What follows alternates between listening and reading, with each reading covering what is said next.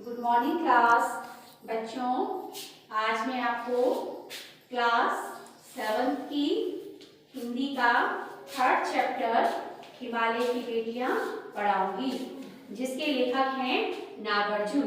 बच्चों, नागार्जुन के बारे में थोड़ा मैं आपको बता देती हूँ। नागार्जुन जी के बारे में इनका जन्म 30 जून 1911 को हुआ था और मृत्यु हुई बच्चों 5 नवंबर 1998 को।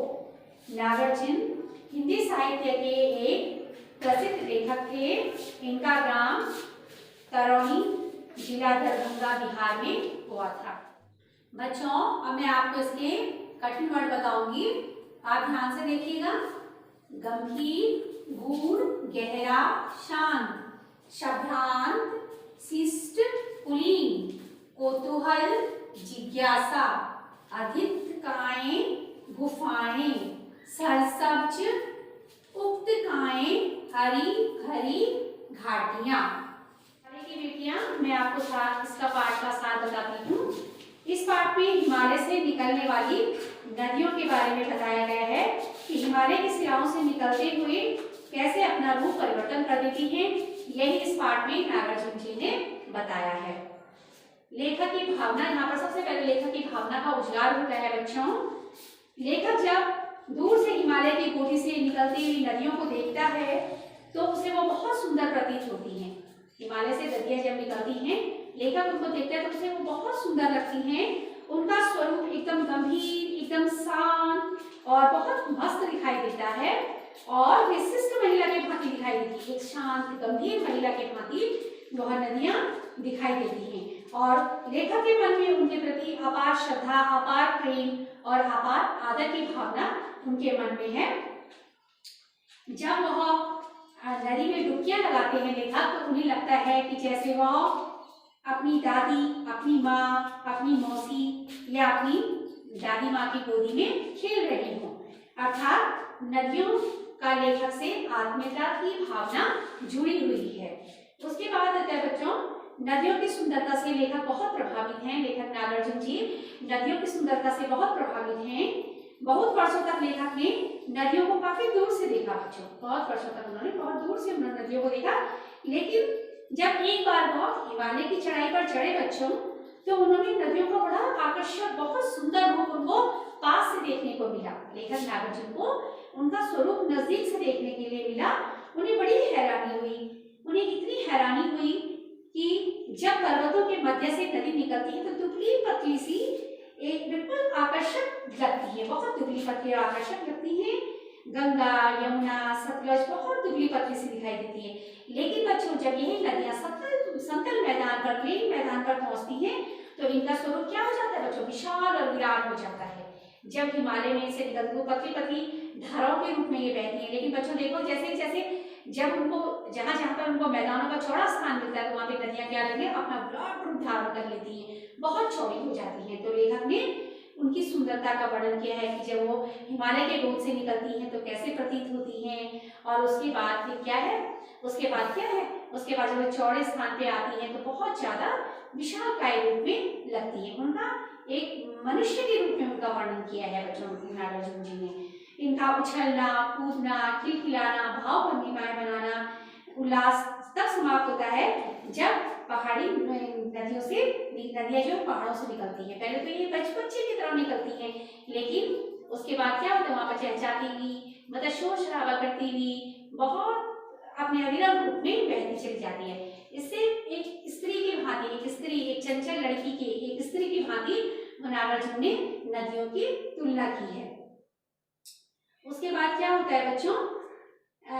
फिर उसमें जैसे उछलती कूदती हुई दिखाई देती है पहले, और जब जल की धाराओं के रूप में तेजी से बहकर वो खूब शोर शराबे के साथ आगे बढ़ती जाती है। आप देखते हो बच्चों कि नदियां, आप नदियों के पास से जाओगे, पास से बैठे हो, नहीं देख रहे, तो नदियों में बरसात में तो नदियों में कितना शोर शराबा होता है बच्चों, आप भी सुनते होंगे। तो लेखक ने वही वर्णन किया है। वे बिल्कुल अल्हड़ बाला के समान प्रतीत होती है, बिल्कुल छोटी, एक अल्हड़ बाला मतलब जो जवान होती हुई लड़की के समान प्रतीत होती है। उसके बाद क्या है? लेकिन मैदानों में आते आते बच्चों, मैदानों में आते आते जब वो पर्वतों से निकलती हैं तो घूमती फिरती अपनी मौज मस्ती में चलती हैं। लेकिन जैसे ही बच्चों क्या होता है, जैसे ही वह मैदानों की तरफ आती है तो उनका क्या होता है, विशाल और शांत रूप में बहने लग जाती है। विशाल और शांत रूप में ये अपने आगे को बहने लगती है। लेखक को लगता है कि कोई सुंदर कन्या या कली भी इतनी आकर्षित नहीं होती है जितनी कि यह हिमालय की बेटियां हैं। हिमालय की बेटियां किसको कहा है, किसको कहा है हिमालय की बेटियां बच्चों? हिमालय की बेटियां नागार्जुन ने नदियों को कहा है। किसको कहा है? नदियों को कहा है, क्योंकि हिमालय की गोद से ही निकलकर क्या होता है, नदियां क्या है, आगे मैदानों की तरफ जाती हैं और महासागरों से मिलती हैं, सागरों से मिलती हैं बच्चों। अब नदियों का लक्ष्य क्या है? लेखक ने इस बारे में बताया है कि नदियों का लक्ष्य क्या है। लेखक को समझ में नहीं आता कि निरंतर शांत और स्वरूप में आगे बढ़ती हुई नदियों का लक्ष्य क्या है। लेखक का कहने का अर्थ यह है कि ये नदियां बहती ही जा रही हैं, बहती ही जा रही हैं, आखिर इन्हें जाना कहाँ है, आखिर इन्हें जाना कहाँ है, वो उनके लक्ष्य को जान ही नहीं पा रहे हैं। ये किससे मिलने जा रही हैं और चाह में किसके आगे बढ़ना चाह रही हैं, किसकी चाह में ये आगे बढ़ना चाह रही हैं। और अपार प्रेम करने वाले हिमालय अपने पिता को छोड़कर ये आखिर जा कहाँ रही हैं, आखिर ये नदियां जा कहाँ रही हैं और किसका प्रेम पाना चाहती हैं। ये नदियां जो है किसका प्रेम पाना चाहती हैं। जिस प्रकार बेटियां ससुराल जाने के समय अपने हर मायके की चीज से, जब वो ससुराल जाती हैं बच्चों, तो उस समय उनको अपने पहले उनको सब चीजों से अपने प्रेम रहता है, और जब वो ससुराल भी चली जाती है उसके बाद भी वो उनसे अपने मायके की हर चीज से प्रेम करती हैं। लेकिन क्या होता है बच्चों कि उनको उसको खुशी खुशी छोड़कर जाना पड़ता है। मन में भले दुख हो, आंसू हो, लेकिन उसके बाद भी क्या होता है बच्चों, उनको अपनी ससुराल की चीजें जो है छोड़ करके खुशी खुशी उनको विदा दे करके जाना पड़ता है। तो देखो बच्चों, इतना सुंदर चित्रण लेखक ने किया है कि किस प्रकार नदी को अपनी पिता को छोड़कर, अपने पिता पूज्य हिमालय को छोड़कर के आगे जाना पड़ रहा है। इस प्रकार हिमालय की बेटियां बच्चों अपनी बर्फ से ढकी हुई पहाड़ियों को, अपने आसपास के पेड़ पौधों को और चिनार, सफेद कैल और जंगलों को पार जाकर के छोड़ करके उनको जाना पड़ता है। और उन्हें लेखक कहता है, उनका एक मानव के रूप में लेखक चित्रण कर रहे हैं और कहते हैं बच्चों कि उन्हें अपने इन जंगलों की, अपने पिता हिमालय की, अपने इन साथियों की, जंगलों की याद जरूर आती होगी। और चीड़, देवदार, अनेक प्रकार के पेड़ों के बीच में से वो बहती हुई निकलती हैं। और जैसे घर का बड़ा बूढ़ा आदमी अपनी संतान की फिक्र करते हैं, वैसे ही बच्चों जब लड़की ससुराल जाती है तो माँ बापों को लगता है कि हमारी बेटी ससुराल में कैसे रहेगी, अच्छे लोग होंगे कि नहीं होंगे, कैसे इसका पालन पोषण होगा। वैसे ही हिमालय भी उनकी चिंता करते हैं, पर्वत हिमालय भी उनकी चिंता करते हैं बच्चों कि कैसे ये जा रही है। और उनके जाने के बाद वह पूरा सुनसान हो जाता है। अब सिंधु और ब्रह्मपुत्र नदियों के बारे में बच्चों लेखक ने बताया है, नागार्जुन जी ने। सिंधु और ब्रह्मपुत्र दो ऐसी महानदियां हैं बच्चों जो हिमालय के हृदय से बर्फ की पिघली बूंदों से अपना अस्तित्व पाती हैं और निरंतर समुद्र की ओर प्रभावित होती हैं। हिमालय के हृदय से निकलती हैं, हिमालय की गोद से निकलती हैं। हिमालय की गोद से जब नदियां निकलती हैं तो कवि लेखक ने उनको क्या कहा है, हिमालय का हृदय कहा है, पिता का हृदय कहा है। और नदियों को क्या कहा है, नदियों को हिमालय की बेटियां कहा है। और इन्हें महानदी कहा जाता है बच्चों। लेकिन इनको देख करके हिमालय की आंखों के सामने अपनी अन्य पुत्रियां अर्थात छोटी बड़ी नदियां जैसे रावी, सतलुज, ब्यास, चनाव, झेलम, काबुल, कपिशा, गंगा, यमुना, सरयू, गंडक, कोशी का आदि का सुंदर स्वरूप उनके सामने छाने लगता है। अब बच्चों हिमालय और समुद्र की नदियों का रिश्ता। अब देखिए हिमालय, समुद्र और नदियों के रिश्ते के बारे में लेखक ने क्या करी है बच्चों, बात बताई है। देखो लेखक ने कितना सुंदर चित्रण किया है, हर चीज का दिया है। हर मानव की तरह नदियों को आंका है, सुंदर बालाओं की तरह, सभ्रांत महिला की तरह, हिमालय को पिता के रूप में, महासागर को उनके पति के, सागरों को उनके पति के रूप में चित्रित किया है, यहाँ पर बताया है। लेखक को बूढ़ा हिमालयी नदियों का पिता मालूम होता है, मतलब अपने मन की कल्पना है लेखक की कि ये नदियां का पिता कौन है, हिमालय है।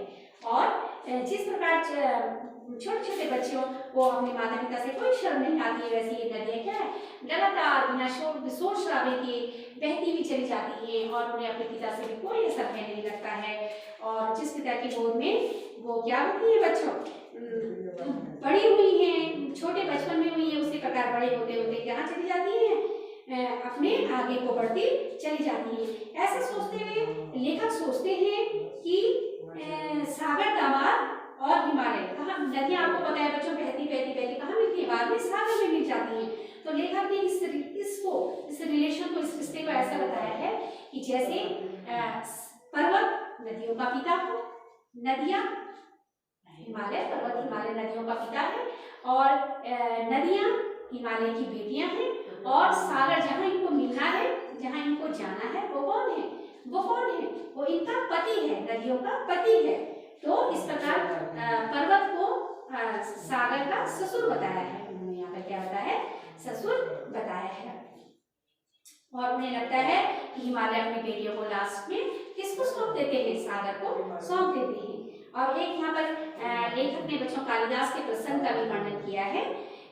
नदियों को देखकर लेखक को एक याद आता है कि एक बार कालिदास की विरही यक्ष ने मेघदूत काव्य, कालिदास के विरही यक्ष ने मेघदूत उनका काव्य है बच्चों कालिदास का, बादल से कहा कि तुम वेत्रवती नदी को प्रेम का संदेश अवश्य देना, वह तुम्हें बहुत प्रेम करती है और तुम्हें पाकर अवश्य प्रसन्न होगी। लेखक को लगता है कि बच्चों महाकवि को भी नदियों का जीवन का, जो कवि कालिदास थे उन्होंने भी नदियों के जीवन का सजीव चित्रण किया है, यानी कि जैसे नागार्जुन जी ने नदियों का सजीव चित्रण किया है, वैसे ही कालिदास जी ने भी नदियों का सजीव चित्रण किया, यानी कि उसमें जीवन भर दिया है। अगर हम इसको पाठ को पढ़ें तो हमें एक सामान्य लगेगा, लेकिन जब हम लेखक नागार्जुन की भावनाओं को देखते हैं कि उन्होंने कितना अच्छा सजीव चित्रण किया है। अभी आप नदी को देखते हैं तो आपकी इतनी भावनाएं नहीं आती होंगी, लगता है नदी है पूज्य है, लेकिन लेखक ने यहाँ पर बहुत सजीव चित्रण देकर के इस पाठ को बहुत ही सुंदर बना दिया है। और बच्चों इस तरह से क्या होता है बच्चों, वास्तव में पहाड़ों से निकलती हुई नदियां व समतल धरातल पर बहती हुई नदियों को जो भी देखेगा वह दोनों में अत्यधिक अंतर पाएगा। इस प्रकार क्योंकि पहाड़ों से बहने वाली नदियां अल्हड़ बच्चों के रूप में दिखाई देती हैं, और जब पतली पतली पहाड़ियों से नदियां बहती छोटी बच्ची के रूप में लगती है, लेकिन जब वो मैदान में आ जाती है तो एक विशाल रूप में बहती है और वहां पर एक सभ्रांत महिला, एक सभ्य महिला के रूप में लगती है। क्या लगती है, एक सभ्य महिला के रूप में लगती है। यहाँ पर मैंने आपको बताया है सभ्रांत माने शिष्ट और कुलीन, ठीक है बच्चों। उसके बाद है बहती बहती मस्त नव यौवना की भांति सबको अपनी तरफ आकर्षित करती है। अब नदियों के विभिन्न रूप के बारे में हमको किसने बताया है, काका कालेकर जी ने बताया है। काका कालेकर ने नदियों को लोक माता मैंने मतलब कल्याणकारी, क्या होता है कल्याणकारी, कल्याणकारी कर दिया है, क्योंकि बच्चों आपको भी पता है हमको भी पता है कि नदियां सर्वस्व कल्याण ही करती हैं। कुछ कवियों ने इन्हें प्रेयसी अर्थात प्रेमिका माना है कवि, और कितने ही कवियों ने इन्हें बहन का स्थान दिया है। नदियों को माता का रूप तो दिया ही जाता है। नदियों को आप देखते होंगे कि हमारे धर्म में तो नदियों को, हिंदू धर्म में नदियों को बहुत अधिक महत्व दिया जाता है। नदियों को माता के रूप में पूजनीय माना जाता है, उनकी पूजा की जाती है। और उसके बाद क्या है, लेखक ने इनको किसी ने इनको माता के रूप में माना है, कई बहन के रूप में भी माना है। एक बार लेखक का मन बच्चों बहुत उचाट था, बहुत परेशान था, तो तिब्बत में सतलुज नदी के किनारे जाकर के लेखक बैठ गए। लेखक कहाँ बैठ गए और अपने पाँव को पानी में लटका दिया। क्या कर दिया, पाँव को पानी में, उनका मन बहुत परेशान था, वो हृदय से बहुत परेशान थे, और उन्होंने अपने पाँव को क्या करा बच्चों, नदी में लटका दिया। और थोड़ी देर उनको मन बहुत ताजा प्रतीत हुआ, जो उनकी परेशानी थी वो उनको कुछ नहीं रही जैसे समाप्त हो गई। तो उन्होंने कहा, लेखक अचानक ही लेखक कह उठे जब उनकी परेशानी दूर हो गई कि सतलुज बहन तुम्हारी जय हो, तुम्हारा स्वरूप बहुत प्रिय है। तो देखा बच्चों, जैसे ही उन्होंने नदी में पैर डुबाए तो लेखक को एक असीम शांति प्राप्त हुई, और असीम शांति प्राप्त होने पर क्या हुआ, उन्होंने मुंह से अचानक ही निकल गया कि बहन, जिसने मेरा मन शांत किया है, बहन तुम्हारी जय जयकार हो। इस प्रकार लेखक ने उनको एक बहन के रूप में भी माना है। तुम्हें तो हृदय प्रसन्न हो, तुमसे तो हृदय प्रसन्न हो गया है, सारी खुमारी और सारा आलस्य बहन दूर हो गया है। मैं तुम पर बलिहारी जाता हूँ, यानी कि मैं तुम पर न्यौछावर जाता हूँ। तुम पुत्री हो, हिमालय तुम्हारे पिता है, हिमालय चुपचाप रहकर भी तुम्हारे लिए चिंतित है। प्रकृति तो मृतकी के समान है। इस प्रकृति का प्रांगण होता है बच्चों मैदान, उनके हिमालय में अपनी अद्भुत और अनुपम छटा बिखेर रहा है। ये सब कुछ तुम्हारी बहन, तुम्हारी जय जयकार हो। तो आपने देखा बच्चों किस तरह से लेखक ने नदियों को एक मानवीकरण करके उनका सौंदर्य का वर्णन किया है और हमें इस पाठ को बहुत रोचक बना दिया है और हमारी भी ऐसे करके नदियों के प्रति और अधिक श्रद्धा बढ़ जाती है। तो बच्चों आप लोग एक बार थोड़ा रीडिंग भी कीजिएगा और उसके बाद पीडीएफ में आपको क्वेश्चन आंसर भेज रहे हैं और आप क्वेश्चन आंसर भी लर्न कीजिएगा। Thank you.